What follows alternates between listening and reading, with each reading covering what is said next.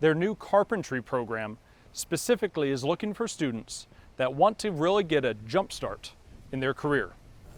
There was a carpentry program here at the college years back, got put into moratorium. This is actually a new program that started about a year ago. This grant-funded program aims to reduce the shortage of skilled workers in the trades in our community. Students can even get their high-set certificate if they don't have a high school diploma yet. They don't only leave here with the certifications, the OSHA 10 trainings, the first aid CPRs, the job site ready credentials, which is through Accelerate Montana.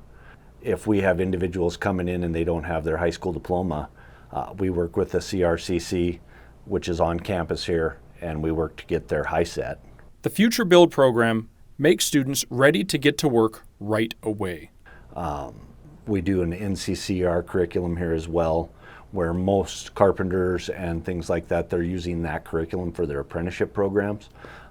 So we're making them apprentice ready. The hands-on training with the safety, with all the tools and the vocabulary that goes along with the trades. The comprehensive carpentry program is 10 weeks long. Pretty rigorous. We spend 4 hours a day in the field, in the lab setting, with about an hour and a half doing the book work, getting the theory down. The cost is $1,200 and includes all the tools you need to get started. There's also some grant programs available. And so there is funding available for those that qualify.